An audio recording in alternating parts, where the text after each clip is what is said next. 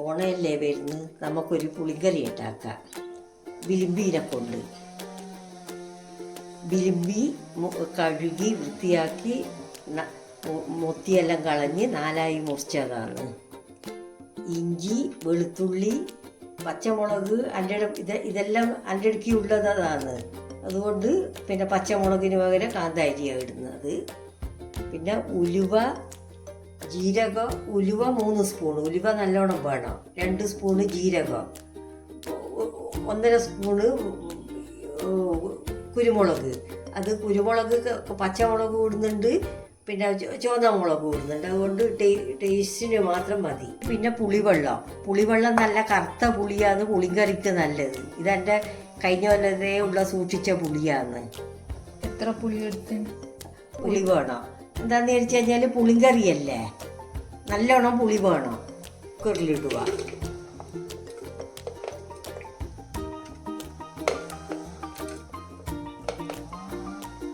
കുക്കറിലിട്ട് പുളിവെള്ളം പോരുക.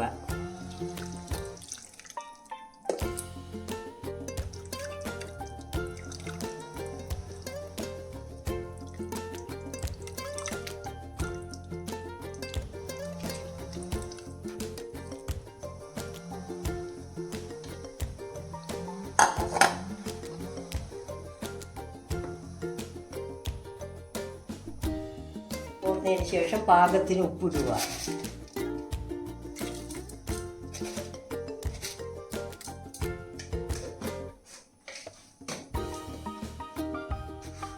ഒരു സ്പൂണ് മഞ്ഞൾ,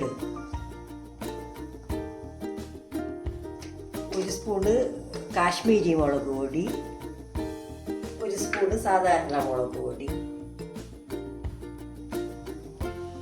നല്ലോണം ഇളക്കുക.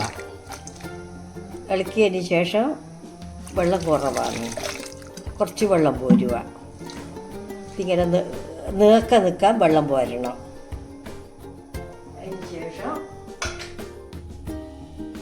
കുക്കർ മൂടിയിട്ട് 3 വിസിൽ വരിക. അതിന് ശേഷം തുറക്കുക. അതിൻ്റെ ഇടയ്ക്ക് ഇതെല്ലാം നമുക്ക് വറുത്ത് പൊടിച്ച് വെക്കാം. പാനിലിട്ടിട്ട് വറുത്ത് പൊടിച്ച് വെക്കണം.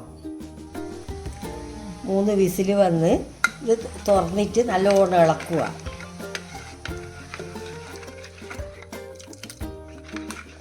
നല്ലോണം അടിച്ച് ചേർത്തതിന് ശേഷം ഇത് പിന്നെ ഇനി ഒരു മൺചട്ടിയിലാക്കുക. മൺചട്ടിയിലാക്കിയാലാണ് നല്ല ടേസ്റ്റ്. ദിവസം കഴിയുന്നതിന് ടേസ്റ്റ് കൂടും. ഇത് പിന്നെ നല്ലോണം മൺചട്ടിയിലാക്കി ഇനി വെല്ലപ്പൊടി ഇടുക. നല്ല മധുരം വേണം.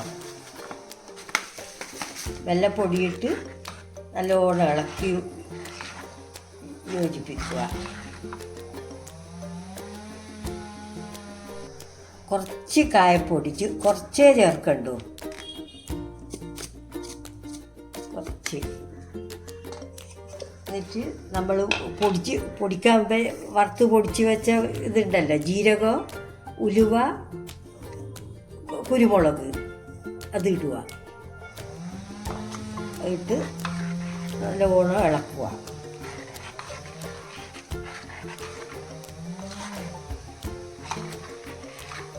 ഇനി വെള്ളെണ്ണയിലല്ലേ ഓയിലിൽ പിന്നെ ഇത് വറവിടുക. വറവിടായ ഓയിൽ ഒഴിക്കുക. ഞാനിപ്പോൾ സൺഫ്ലവർ ഓയിലാണ് എടുത്തത്.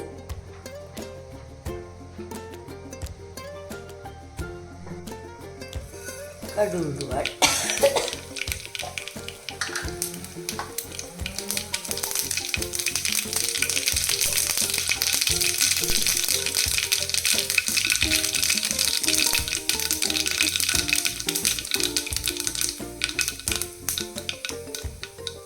സിമ്മിലാക്കിയിട്ട് കായ് മുളകിട്ട് കറിവേപ്പില.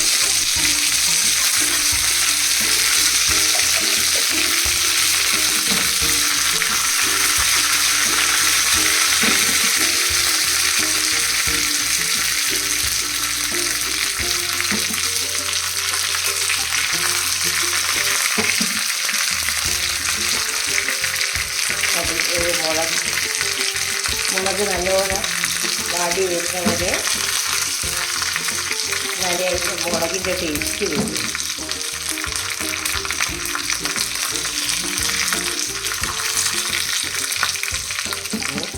സ്റ്റൗ ഓഫ് ചെയ്യുക.